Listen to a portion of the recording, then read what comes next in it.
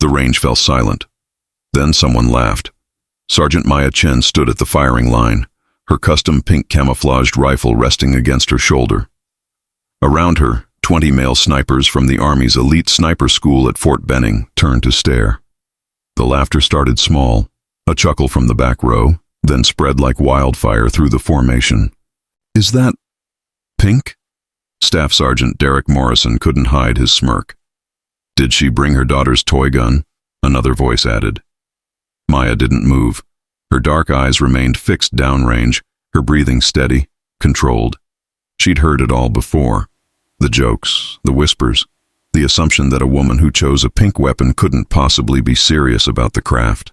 But what they didn't know, what none of them could possibly understand, was that this rifle was more than just a statement.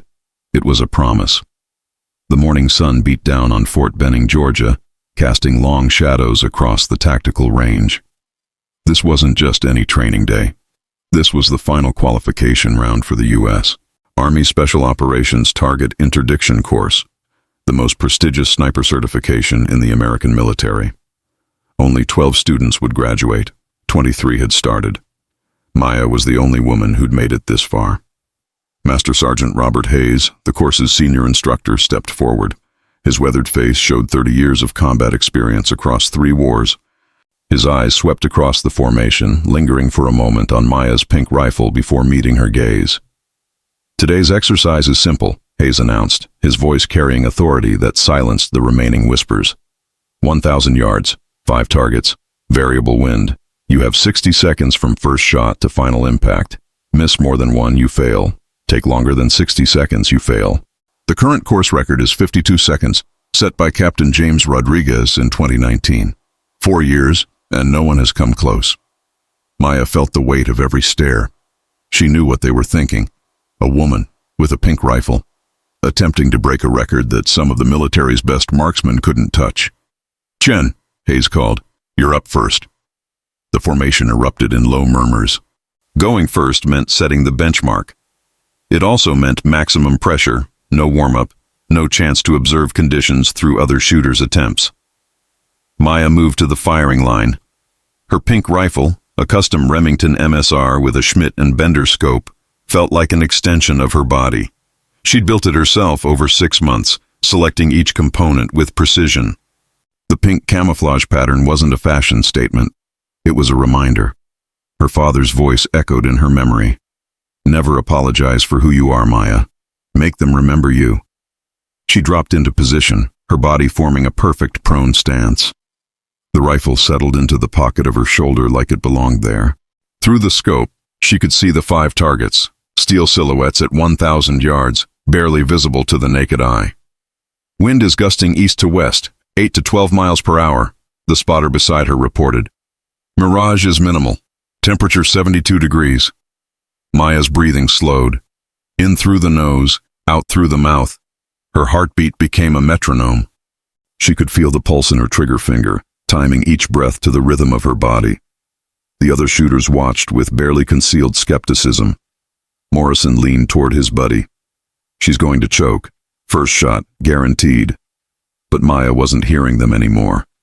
She was in the zone, that sacred space where the world narrowed to nothing but the target, the wind, and the bullet's path through space. "Shooter ready?" Hayes asked. "Ready," Maya confirmed. "Send it." The pink rifle barked. The sound echoed across the range, sharp and clean. 1,000 yards downrange, the first steel target rang with impact. 3 seconds. Maya's hands moved with mechanical precision, working the bolt, chambering the next round. Her eye never left the scope. Wind had shifted slightly. She adjusted left, a 1/4 minute of angle. Second shot, second target down. 6 seconds. The formation wasn't laughing anymore. They were watching in stunned silence as Maya's pink rifle spoke again and again. Each shot precise, calculated, devastating in its accuracy. Third target, fourth target, 11 seconds. Morrison's mouth hung open. "Holy!" The fifth and final target stood alone downrange. Maya exhaled slowly, her finger taking up the slack in the trigger.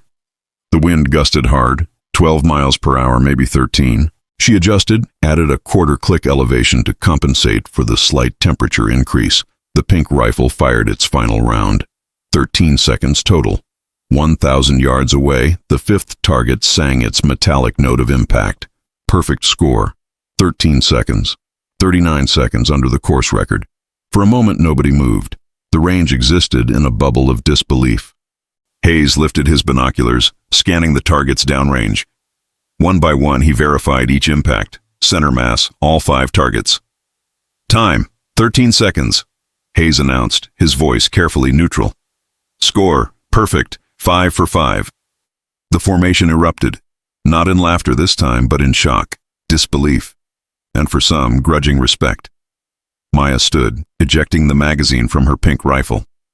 Her face remained impassive, but inside her heart hammered. 13 seconds. She'd shattered Rodriguez's record by 39 seconds.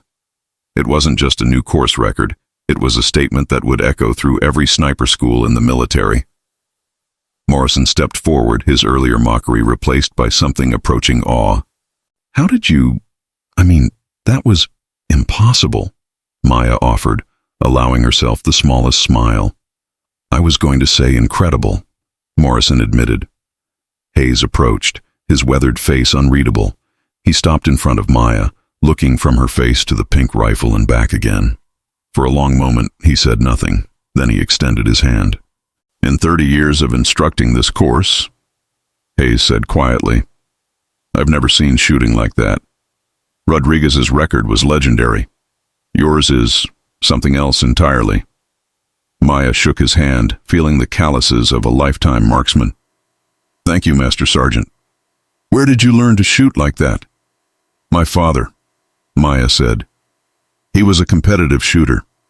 Started training me when I was 8 years old. Your father taught you well. He taught me that skill doesn't care what color your rifle is, Maya replied, or what gender you are. Hayes nodded slowly. Fair point, Sergeant Chen. Very fair point. As the other shooters prepared for their attempts, Maya moved to the rear of the formation. She could feel the shift in atmosphere. The jokes had stopped. The casual dismissal had evaporated. Now when the men looked at her pink rifle, they weren't seeing a toy or a statement. They were seeing the weapon that had just demolished a 4-year-old record. But Maya knew this was only the beginning. Breaking the range record was one thing. Surviving the rest of the course was another. And the real test, the field exercise that would determine final graduation, was still 3 days away. The other shooters took their turns. Morrison managed 48 seconds with 4 hits. Respectable, but nowhere near Maya's performance. The best of the day, besides Maya, was Specialist Thomas Park at 39 seconds with a perfect score.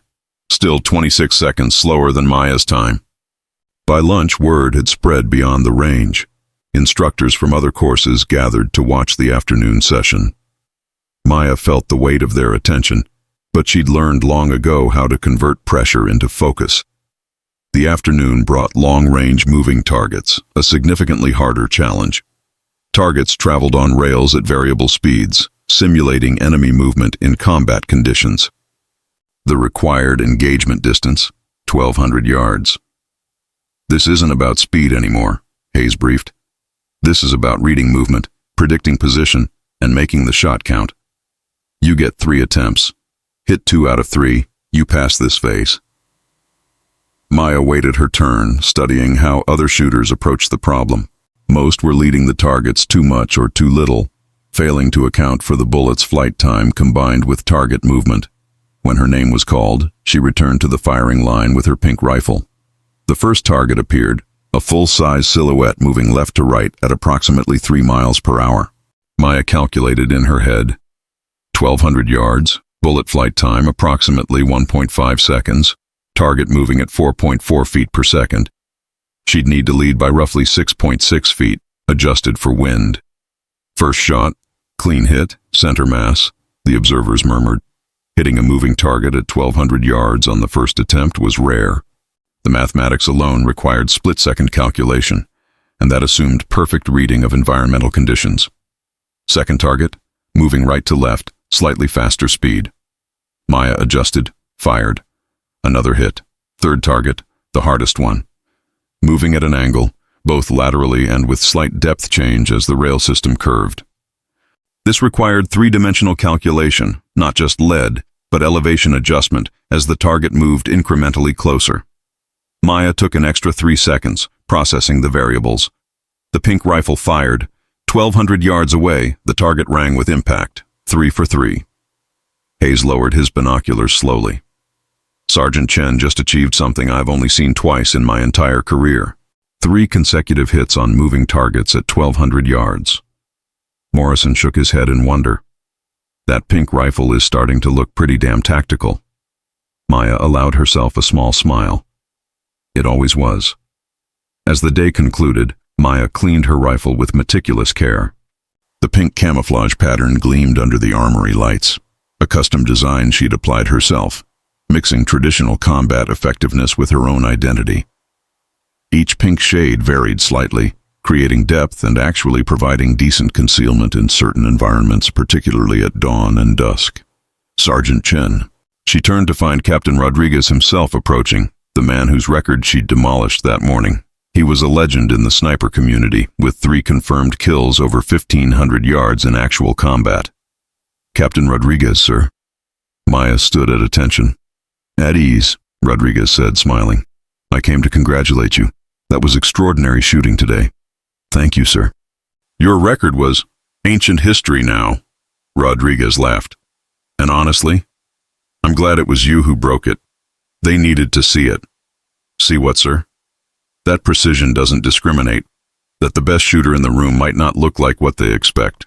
Rodriguez gestured to her rifle. The pink threw them off, made them underestimate you.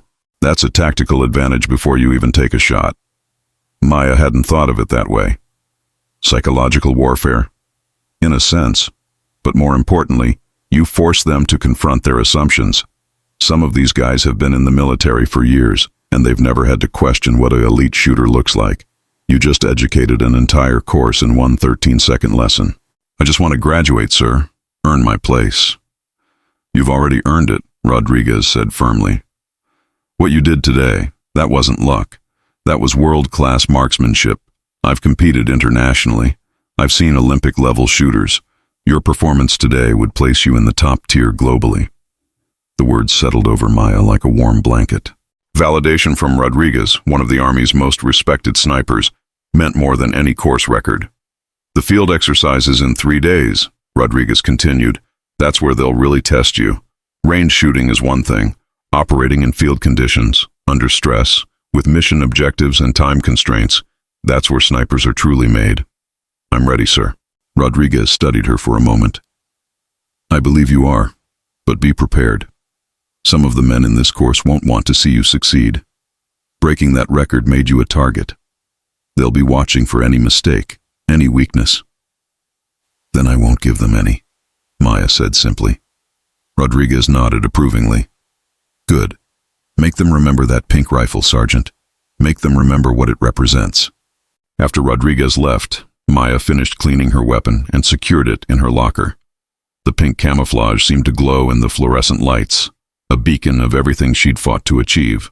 Her phone buzzed, a text from her father. Heard you broke a record today. Proud of you always. Remember? Maya smiled, finishing the familiar phrase in her mind. The best revenge is undeniable competence. She'd grown up on shooting ranges across America. Her father, a master competitive shooter, had recognized her natural talent early. While other girls played with dolls, Maya was learning minute of angle adjustments and ballistic coefficients. By age 12, she was competing in junior national championships. By 16, she'd won 3 state titles. But when she announced her intention to join the Army and become a sniper, the resistance began. Coaches told her the military was different, harder, less forgiving. Family friends questioned whether she was tough enough.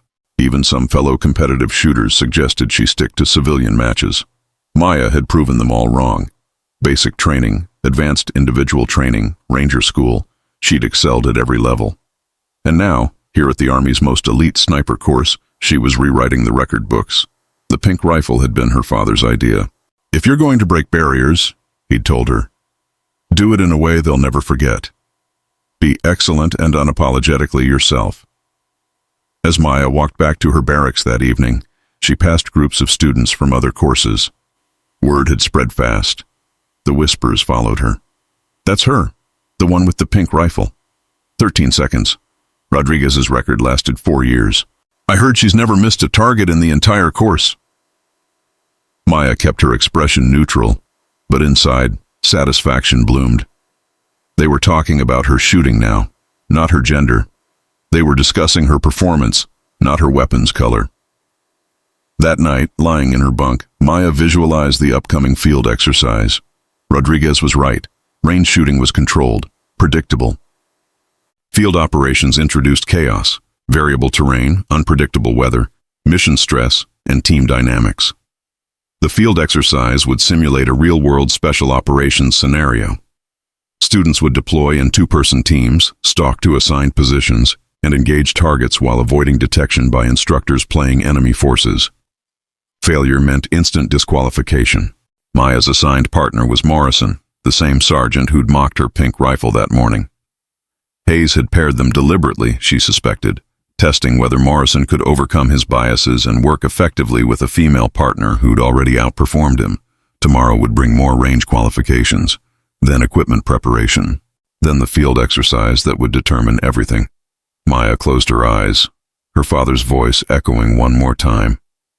Pressure makes diamonds, sweetheart. Let them see how brightly you shine. The pink rifle, secured in her wall locker, seemed to pulse with potential in the darkness. 13 seconds. A new course record. But Maya knew the truth. She was just getting started. 3 days until the field exercise.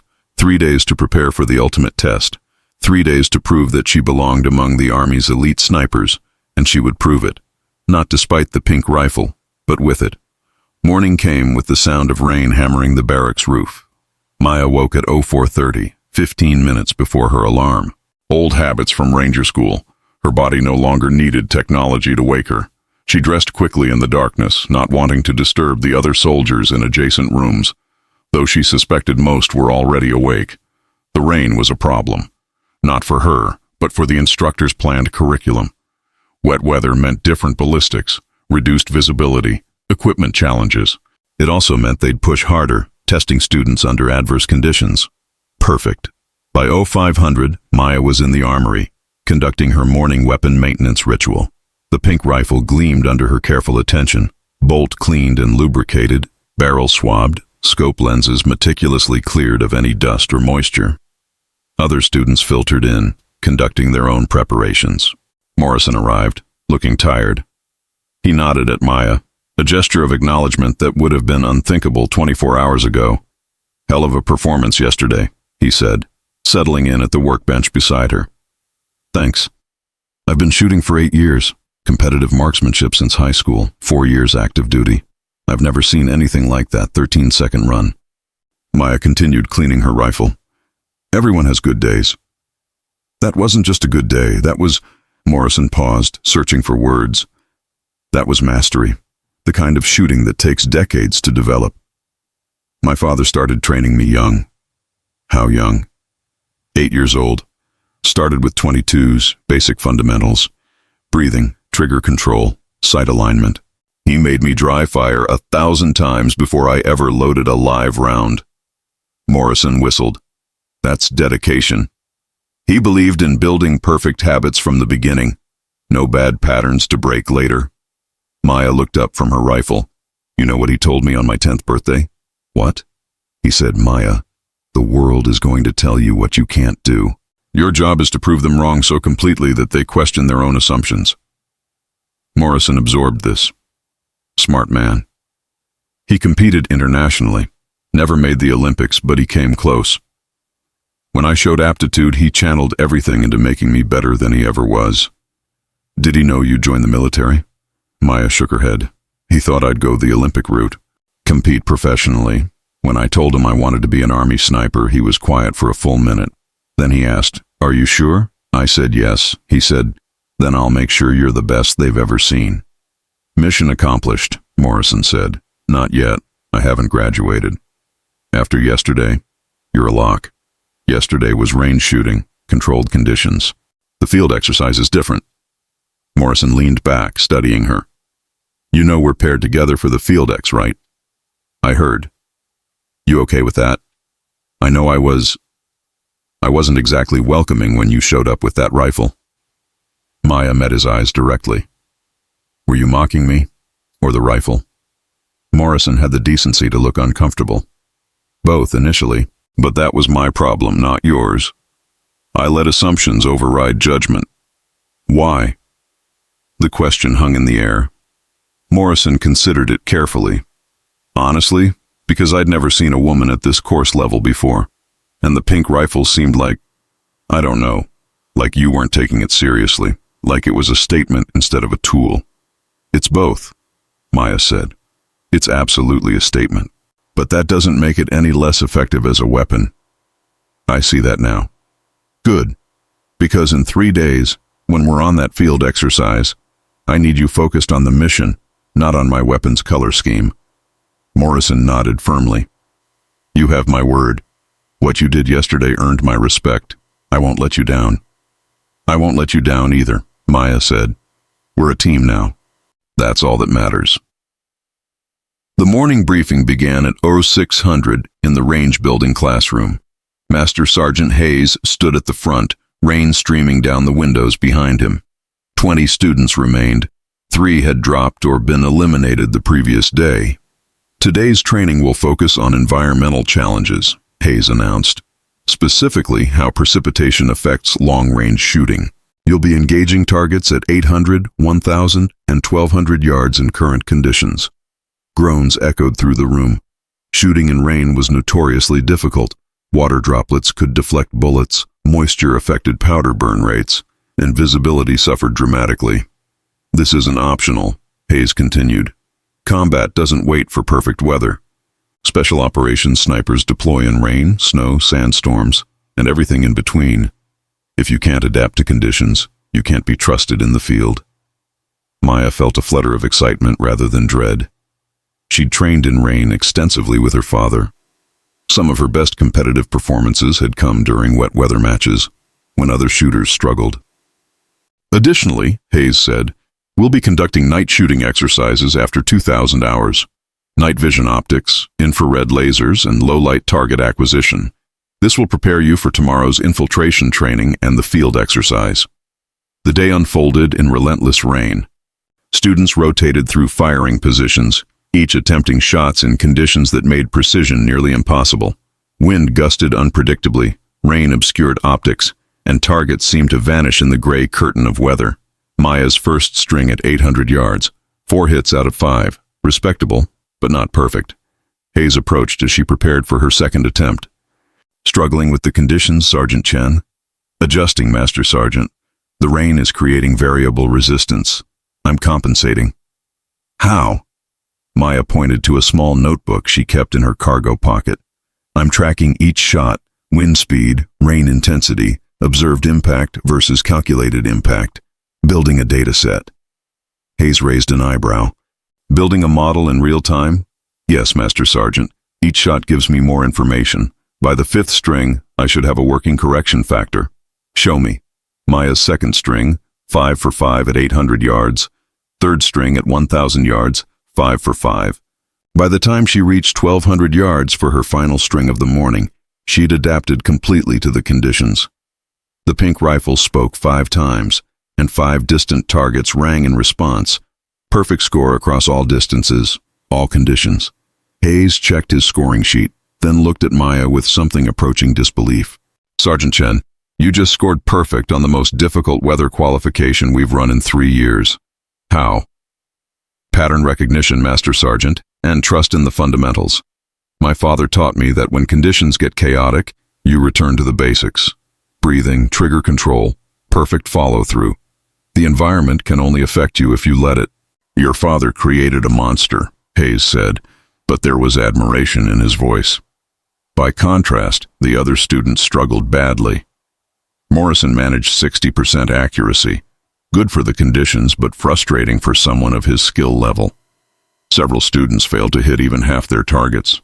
Specialist Park, who'd performed second best the previous day, approached Maya during the lunch break. Can I ask you something? Park was Korean American, quiet. intensely focused. He'd been respectful to Maya from the beginning, treating her as a fellow competitor rather than an anomaly. "Sure. How are you adapting so quickly to the rain? I've been shooting for years and I feel like I'm guessing out there." Maya considered how much to share. Competition instinct said to keep advantages close, but team instinct, the value Hayes had been emphasizing all course, said differently. "Watch the rain itself," Maya explained. "Not just intensity, but direction and consistency. Rain rarely falls straight down. There's always angle, always pattern. That angle affects how much resistance your bullet faces." Park nodded, absorbing this. "Also, watch your impacts. If you're consistently hitting low right, that's not random. That's the environment telling you something. Adjust your zero. Don't keep aiming higher left and hoping." "Adjust the zero?" "But we're taught never to adjust zero once it's established." "That's for consistent conditions," Maya countered. "In dramatically different environments, your zero effectively changes whether you adjust for it or not. Better to acknowledge reality and adapt." Park looked thoughtful. "That makes sense. Thanks." "We're all trying to graduate," Maya said. "Helping each other doesn't make us weaker." The afternoon brought more challenges. Hayes introduced wind flags at various distances, but with rain obscuring them, students had to rely on reading mirage, grass movement, and even the rain's pattern itself. Maya found herself in a rhythm, her pink rifle becoming an extension of her will. Each shot was a conversation between her, the environment, and the target. 1,200 yards away, steel rang with consistent precision.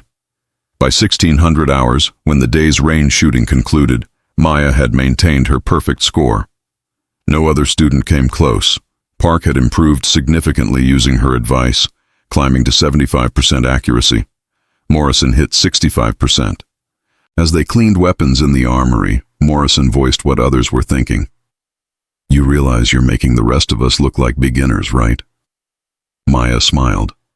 "I'm just doing my best." "Your best is making our best look mediocre." But Morrison was smiling too. "At this rate, you're not just graduating, you're going to graduate as the honor graduate. Top of the class. There's still the field exercise," Maya cautioned. "Which you'll dominate," Park added, joining the conversation. "Thanks for the advice today, by the way. That rain reading technique helped a lot." "Anytime." Morrison looked between them. "You know what I'm realizing? We've been approaching this course all wrong. We've been competing against each other when we should have been learning from each other. Especially from you." "I don't know everything," Maya protested. "No, but you know things none of us do. And you're willing to share. That's leadership."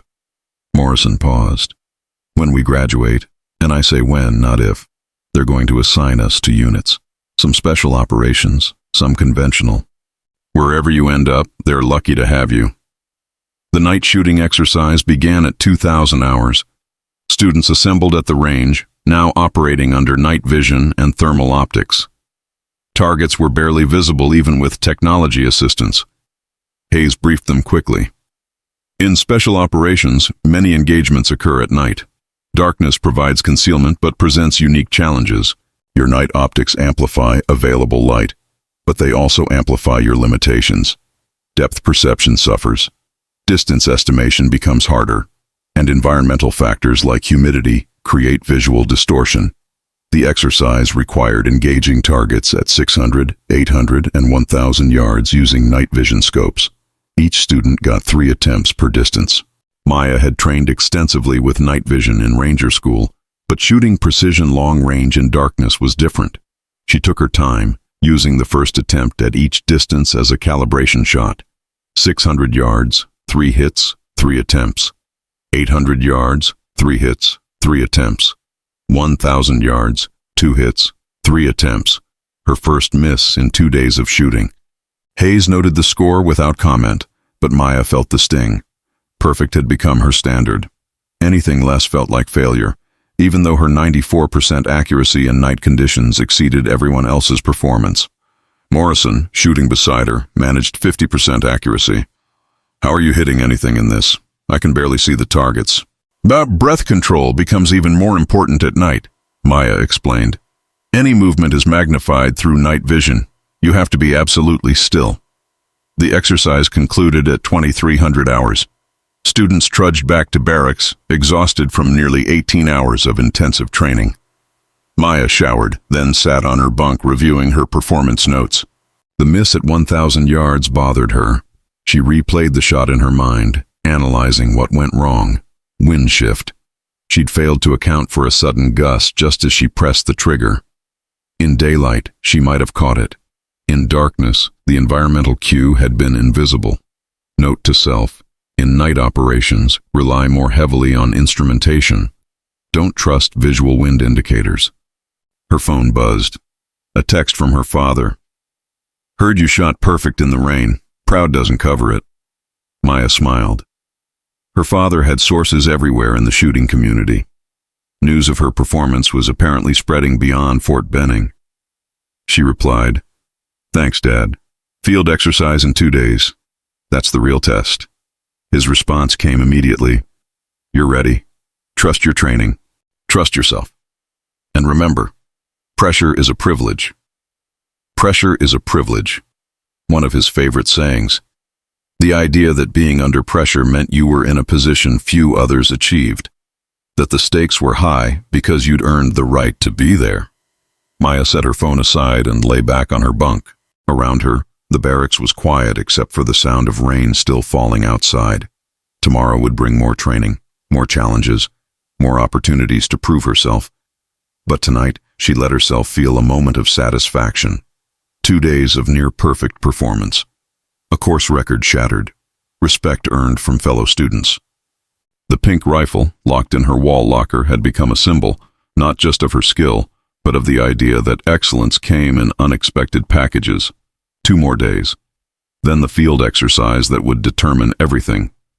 Maya closed her eyes, visualizing success. She saw herself and Morrison moving through terrain, stalking to position, engaging targets with precision. She saw graduation, the sniper tab awarded, the recognition that she belonged among the Army's elite. But she also saw the challenges, the unknown variables, the pressure of performance with the eyes of an entire course, and apparently a growing reputation in the military shooting community, watching her every move. Pressure is a privilege, she reminded herself, and she would turn that privilege into undeniable proof that the best sniper in the course carried a pink rifle. Dawn broke cold and clear. Maya stood with 19 other students in the morning briefing room. Rain finally cleared, replaced by crisp autumn air that promised excellent shooting conditions. But today wasn't about shooting from established positions. Today was about stalking, the art of moving unseen across terrain to reach a shooting position without detection. Master Sergeant Hayes stood before a topographical map of the training area. "Gentlemen, and Sergeant Chen, today you begin infiltration training. This is the foundation skill that separates snipers from marksmen. Any competent shooter can hit targets from a prepared position. Special operations snipers must reach that position undetected, often through enemy-controlled territory." He gestured to the map. "The field exercise in 48 hours will combine everything you've learned: long-range shooting, environmental adaptation, night operations, and stalking. Your performance today determines your readiness." The training area was 5 square miles of mixed terrain, open fields, dense forest, rolling hills. Instructors would play enemy observers, equipped with binoculars and high-powered optics, attempting to spot students as they moved to assigned positions. "The rules are simple," Hayes continued. "You'll be inserted at the southern boundary. Your objective is to reach a designated observation point 1,200 meters north without being spotted. You must arrive within 4 hours. Once in position, you'll engage 3 targets at ranges between 800 and 1,000 meters. Miss a target or get spotted during movement, you fail." Maya felt her pulse quicken. This was real fieldcraft, the skills that separated elite snipers from regular infantry sharpshooters. "You'll deploy in your assigned pairs," Hayes said. "Morrison and Chen, you're Team 3. Your insertion point is Grid Echo 7. Your observation point is Grid November 2. Questions?" Morrison raised his hand. "Master Sergeant, can we choose our route?" "Absolutely. Route planning is part of the exercise. But be advised, every approach has advantages and drawbacks. The direct route crosses open terrain. The concealed route takes longer. Choose wisely. Students dispersed to collect equipment. Maya gathered her gear, the pink rifle, now equipped with a ghillie wrap that broke up its distinctive outline while maintaining the color scheme, camouflage netting, water, mission essential equipment only. Morrison approached, his own rifle similarly prepared. I've been studying the map. The direct route is tempting, but those open fields are death traps. I'm thinking we swing west, use the creek bed for covered approach, then move through the tree line to reach the observation point. Maya consulted her own map. The creek bed adds 40 minutes. Can we make it in 4 hours? If we move fast through the wooded sections, yes. But more importantly, we won't be spotted. I'd rather arrive with time to spare than get compromised halfway there. Agreed. Let's do it. They loaded into a truck with 2 other teams, driven to the insertion points in reverse order so no team knew exactly where others were starting. When the truck stopped at Grid Echo 7, Maya and Morrison dismounted, immediately moving into the wood line. The moment they left the drop zone, the exercise became real. Morrison took point initially, moving with surprising grace for his size. Maya followed, maintaining 5 meters distance, weapon at low ready, eyes scanning constantly. The forest was dense with autumn undergrowth. Every step required careful placement. Avoid breaking branches, disturbing leaves, creating noise. They moved in a modified tactical bound, one person moving while the other covered. 30 minutes in, Morrison raised his fist. Freeze signal. Maya dropped to a knee, weapon up. Through the trees ahead, she could see 2 instructors positioned on a ridge, scanning the terrain with binoculars.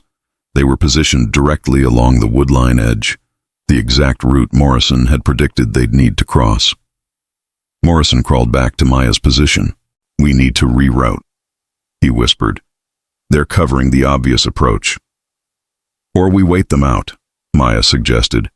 They can't maintain that position forever. We're on a clock. We have 3.5 hours left. If we wait 20 minutes and they move, we save time overall. Morrison considered this. Your call. You're the one who's been perfect so far. They settled into prone positions, completely still, watching the instructors. Maya slowed her breathing, entering the meditative state snipers cultivated, able to remain motionless for extended periods, alert but conserving energy. 15 minutes passed. The instructors conferred, then moved east, following the ridgeline to a new observation point. Now, Maya whispered. They crossed the exposed area in a rapid low crawl, using every available depression in terrain for concealment. 50 meters of vulnerable space covered in 90 seconds, then back into the tree line on the far side. Morrison grinned. Patience pays off. The creek bed appeared ahead, a natural avenue of approach, concealed by overhanging vegetation and a cut in the terrain that provided defilade from observation. They descended into it, moving quickly now with reduced risk of detection. Water trickled along the rocky bottom. Maya and Morrison picked their way upstream, weapons held high to keep them dry. The pink rifle's waterproof case protected the optics, but she still moved carefully. Can I ask you something? Morrison said quietly as they moved. Sure. Why the pink rifle? And I don't mean that in a mocking way anymore. I mean, strategically, why make yourself stand out? Maya considered the question. My father asked me the same thing when I designed it. I told him I was going to stand out anyway. First woman in the course, probably not the last, but definitely memorable. So I could either try to blend in, minimize attention, hope people judged me only on performance, or I could own my difference and make it part of my advantage. How is being visible an advantage? Because it challenges assumptions immediately. When people see the pink rifle, they make a judgment, usually wrong, usually underestimating me, and when I exceed their lowered expectations, the impact is stronger. They remember it more. Morrison absorbed this. Psychological operations on your own team. More like forcing honest evaluation. If I carried a standard rifle and shot well, people might attribute it to luck, or good coaching, or favorable conditions. But the pink rifle? That makes them confront the reality that skill isn't about appearance. It's about performance. Your dad's idea? His support of my idea. He said, if you're going to be a pioneer, leave markers so others can follow your path. Yet the pink rifle is a marker. Every woman who comes after me will know it's possible because they'll have heard about the woman with the pink rifle who graduated top of her class. Assuming you graduate top of your class, Maya smiled. Assuming that, yes. They continued upstream for another kilometer, then climbed out of the creek bed as it curved away from their objective. The observation point was now 600 meters north through moderately dense forest. This was the most dangerous phase. They were approaching the objective area where instructors would be heavily concentrated, expecting students to appear. Morrison checked his watch. 2 hours elapsed. We're making good time. Let's slow down, Maya advised. The last 500 meters should take us an hour. Slow, methodical, undetectable. They dropped to low crawls, weapons pushed ahead, moving with excruciating slowness. Every meter took minutes to cover. They used vegetation for concealment, moving when wind rustled leaves to cover any sound, freezing when birds called alarm. Maya felt sweat despite the cool air. This kind of movement was exhausting. Constant muscle tension, sustained slow motion, absolute concentration, 300 meters from objective, 200 meters, 100. Through her scope, Maya could see the designated observation point, a slight rise with good fields of fire to the north where targets would be positioned. She could also see 4 instructors positioned around the area, specifically looking for approaching students. Morrison pointed to a depression in the ground 30 meters from the rise. If they could reach that unseen, they'd have a covered position to engage targets from. They spent the next 45 minutes covering those final 30 meters. When they finally settled into the depression, Morrison checked his watch and grinned. 3 hours, 40 minutes. Made it with time to spare. Maya was already setting up her rifle, using natural materials to create a stable shooting platform. The pink rifle nestled into position, scope ranging the target area. I see 2 targets, she whispered. 800 meters, bearing 015. 950 meters, bearing 030. Where's the third? Morrison glassed the area. There. 1,000 meters, bearing 045. Partially concealed behind that tree line. Good eye. They had 15 minutes before the engagement window opened. Maya used the time to range each target precisely, calculate environmental factors, and prepare her shooting position. At exactly 4 hours after insertion, Hayes's voice crackled over the radio frequency all students monitored. Engagement window is open. You have 5 minutes. Good hunting. Maya settled behind her rifle, breathing, slowing. 800 meters first, the closest target. Through the scope, she could see the steel silhouette clearly. She adjusted for a slight left-to-right wind, confirmed her range finding, and pressed the trigger. The pink rifle barked. 800 meters away, the target rang. Morrison spotted the impact. Center mass. Target down. 950 meters next. Slightly harder shot, requiring more wind compensation. Maya adjusted, fired, hit. 2 down, Morrison confirmed. The third target, 1,000 meters, partially concealed. Maya could only see approximately 40% of the silhouette. Hitting it required threading the bullet through a gap in the tree line. She took extra time, confirming angle, accounting for the fact that a partial target meant no margin for error. The pink rifle fired its third shot. For a moment, Maya wasn't sure. The target was so concealed she couldn't see the impact clearly. Then Morrison's excited whisper, "Hit! You got it!" 3 targets, 3 hits. Over the radio, Hayes's voice. Team 3, 3 impacts confirmed. Well done. Hold position for extraction. Maya exhaled slowly, relief flooding through her. They'd made it. Undetected approach, timely arrival, perfect shooting. Other teams weren't as fortunate. Over the next 30 minutes, the radio crackled with status reports. Team 1 had been spotted during their approach. Team 4 missed 2 of 3 targets. Team 6 ran out of time and never reached their observation point. By the end of the exercise, only 8 teams had fully succeeded. During the debrief back at the training building, Hayes addressed the assembled students. Today's performance was mixed. Some of you demonstrated excellent fieldcraft. Others showed you still have work to do.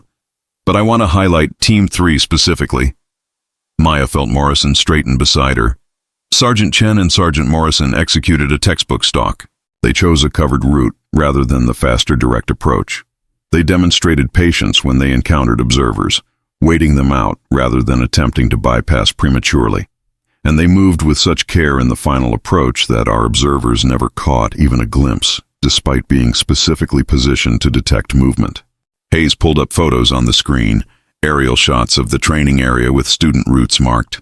Team 3's path was clearly visible, showing the creek bed approach and the careful final stalk. "This is how it's done," Hayes continued. And then, once in position, Sergeant Chen engaged 3 targets at range, including one that was only 40% visible, with 3 consecutive hits. The room erupted in murmurs. A 40% target at 1,000 meters was an extremely difficult shot. "This brings me to an important point," Hayes said, his voice becoming more serious. "Tomorrow is your final day of preparation. The day after is the field exercise, the culmination of everything you've learned. This exercise will determine who graduates and who doesn't." He paused, letting the weight settle. "The field exercise is significantly harder than today's training. Longer distances, more complex objectives, extended time under observation. You'll be operating for 8 hours straight, with multiple target engagements and position changes. It will test every skill we've taught you." Maya felt the challenge settle into her bones.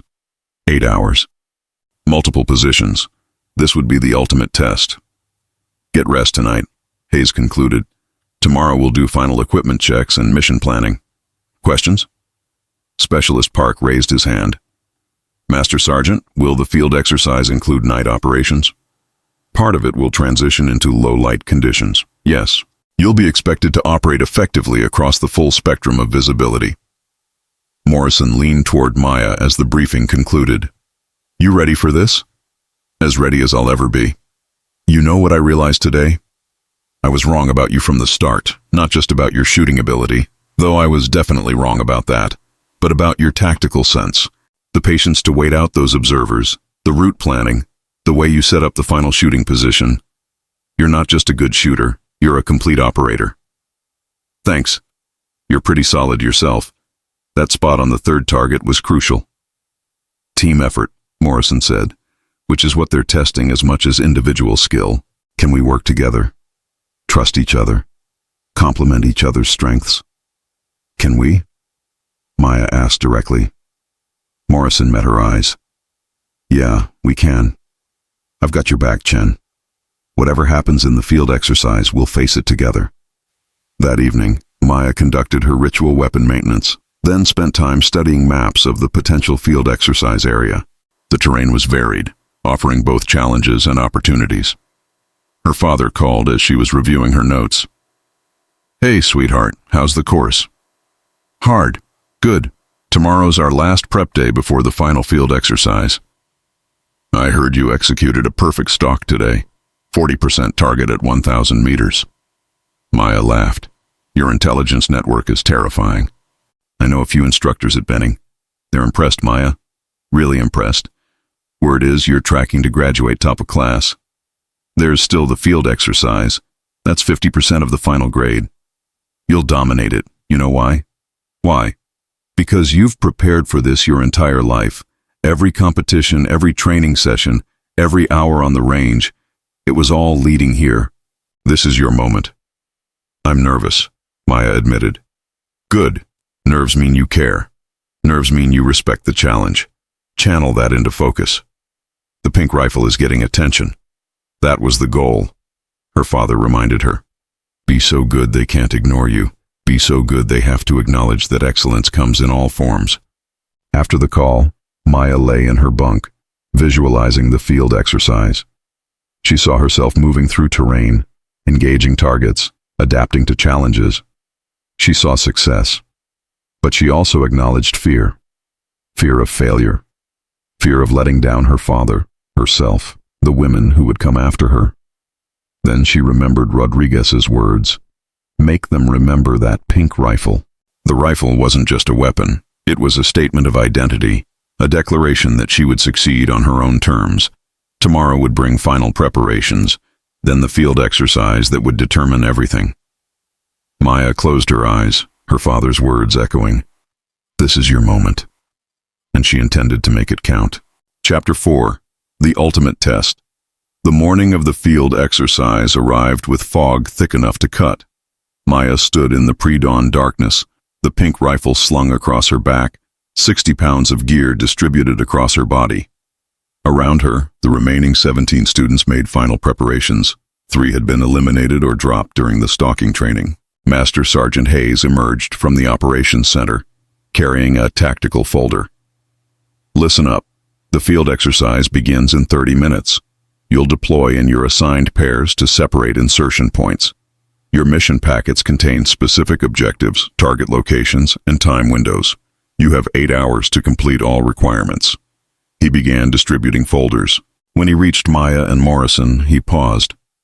Team 3, your mission is arguably the most challenging. I'm giving you the most demanding objectives because I believe you can handle them. Maya took the folder, sharing a glance with Morrison. Pride mixed with apprehension. Back at their equipment staging area, they opened the folder together.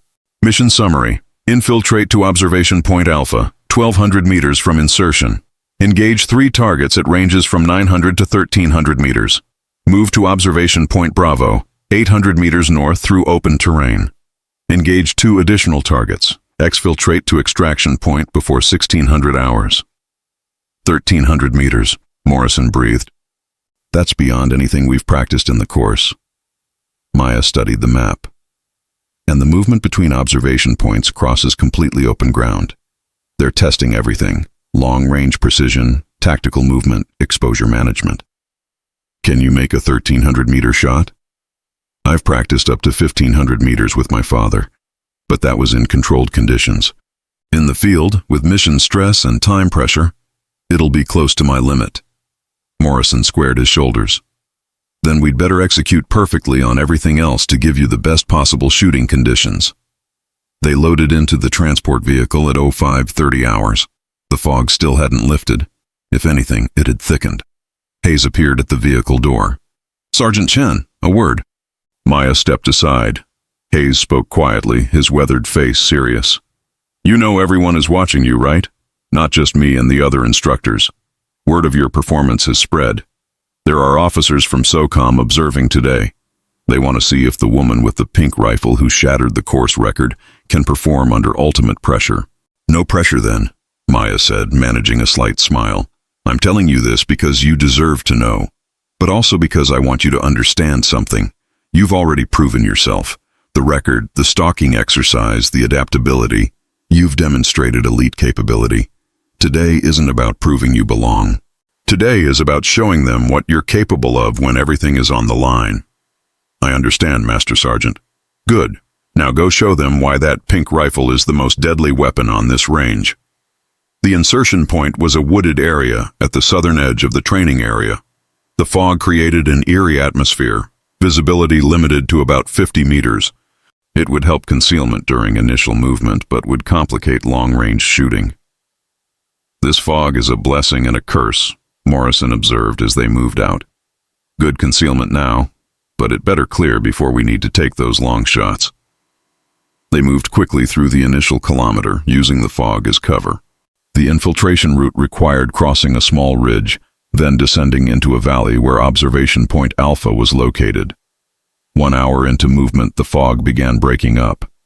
Patches of clear air appeared, and visibility extended to 300 meters, then 500. Clearing up, Maya noted. Good timing. They reached the vicinity of observation point Alpha at 7:45 hours. 2 hours and 15 minutes elapsed. According to the mission timeline, they needed to engage the first set of targets by Air 8:30 to stay on schedule. The observation point was a natural hide site among rocky outcroppings overlooking a valley. Perfect fields of fire to the north where targets would be positioned. Maya set up her rifle while Morrison glassed the target area. The fog had cleared enough to reveal the valley and the targets. I see 2 targets, Morrison reported. 900 meters and 1,100 meters. Where's the third? Maya scanned through her scope, searching. Then she found it, barely visible on the far ridge. There, 1,300 meters, partially concealed behind terrain. Can you hit it? Maya made rapid calculations. 1,300 meters. Bullet drop, approximately 330 inches. Wind, Currently 5 miles per hour, left to right, but gusty. Temperature 55 degrees. Barometric pressure. She checked her portable weather station, 29.8 inches. It's at the edge of my capability, she admitted. But yes, I can hit it. What do you need from me? Spot the first 2 shots. If I'm consistently hitting low or off wind, I'll need your correction for the long shot. At 08:15, the engagement window opened. Maya settled behind the pink rifle, breath controlled, heart rate steady. 900 meters first. Relatively straightforward. She adjusted for wind, confirmed range, fired. Hit center mass, Morrison confirmed. 1100 meters next. More wind compensation required. Maya adjusted, fired. The pink rifle's report echoed across the valley. Hit. Dead center. Now the hard one. 1300 meters. The target was small in the scope, barely visible. At this range, even a slight miscalculation would result in a miss. Maya took her time, adjusted for bullet drop. Calculated wind drift. Factored in the slight angle. The target was approximately 30 feet lower in elevation than her position. She controlled her breathing, slowed her heart rate, became one with the rifle. The pink rifle fired. The second stretched into eternity as the bullet flew down range, fighting wind resistance, gravity, and the immutable laws of physics. Then, faintly but clearly, the sound of metal striking metal. Hit! Morrison's voice was exultant. Holy hell, Chen! You just made a 1300-meter shot in field conditions. Maya allowed herself a moment of satisfaction before transitioning to mission mode. 3 down. We need to move to observation point Bravo. The movement between positions was the mission's most dangerous phase. 800 meters of mostly open terrain, with instructors positioned specifically to spot students during this transition. They planned their route carefully, identifying every possible piece of concealment, scattered rocks, slight depressions in terrain, the occasional bush. We'll move in bounds, Morrison suggested. 50-meter rushes using whatever cover we can find. Agreed. But we need to time it right. Watch for instructor scanning patterns. They observed for 15 minutes, noting when the instructors swept their binoculars and when they seemed to focus on other areas. Now, Maya whispered. They moved low and fast, using a natural depression to cover the first 100 meters, then a cluster of rocks for the next 75, then an agonizingly exposed stretch of 200 meters where they leopard crawled, pressed flat against the earth. Halfway across, Maya heard voices, instructors, close enough to be concerning. You see anything in Sector 3? Negative. Wait, there, is that movement? Maya froze completely. Absolute stillness. Morrison, 10 meters ahead, also froze. Where? I thought I saw something. Maybe just grass moving in the wind. 30 seconds of terrifying immobility. Maya's muscles screamed from maintaining the frozen prone position, but she didn't move even a millimeter. Nah, nothing there. Must have been wind. The voices moved away. After another minute, Maya and Morrison continued their crawl. They reached observation point Bravo at 10:45 hours, just under the time limit. Both were exhausted from the stress and physical exertion of the movement. That was too close, Morrison panted. But we made it. 2 more targets, then exfiltration. The final 2 targets were at 975 and 1050 meters. After the 1300-meter shot, these felt almost routine. Maya engaged at 1100 hours, the engagement windows opening. 2 shots, 2 hits. Perfect score across all 5 targets. 5 for 5, Morrison confirmed. Chen, you just went perfect on the most difficult shooting mission in the course. Now we just need to get to extraction without being spotted. The exfiltration route led northeast through a combination of wooded areas and open ground. They had until 1600 hours, 4.5 hours for a 3-kilometer movement. We can take our time, Morrison noted. Move carefully, prioritize stealth over speed. They spent the next 3 hours moving with extreme caution, avoiding all potential observation areas, using terrain to their advantage. When they reached the extraction point at 14:30 hours, 90 minutes early, Maya finally allowed herself to believe they'd succeeded. A radio call to operations confirmed, Team 3, you are cleared for extraction. Mission complete. As they waited for transport, Morrison extended his fist for a bump. We did it. Perfect mission execution. Team effort, Maya said, returning the fist bump. Team effort led by the best shooter I've ever seen. The debrief that evening was comprehensive. Of the 17 students who began the field exercise, only 11 completed all objectives successfully. Team 3 was one of only 3 teams to achieve perfect scores. Hayes addressed the group, his expression proud. Today, you've proven yourselves as sniper-qualified soldiers. Those who completed the mission demonstrated the skills, judgment, and perseverance required for special operations work. Those who fell short, you know where you need to improve. He pulled up performance statistics on the screen. But I want to highlight one performance in particular. Team 3, consisting of Sergeant Morrison and Sergeant Chen, not only completed their mission perfectly, but did so while executing the most difficult target engagement in course history, a 1,300-meter shot in field conditions with variable wind. The room buzzed with reaction. 1,300 meters was legendary distance. Sergeant Chen, Hayes continued, in 30 years of running this course, I have never seen a student performance like yours. Perfect scores across all shooting qualifications. Course record shattered by 39 seconds. Flawless stalking. And now a 5-for-5 performance on the final exercise, including that 1,300-meter shot. You didn't just graduate this course. You dominated it. Applause erupted. Genuine, enthusiastic applause from fellow students who'd witnessed her journey. Hayes waited for silence. Which brings me to graduation. Tomorrow we'll conduct the final ceremony.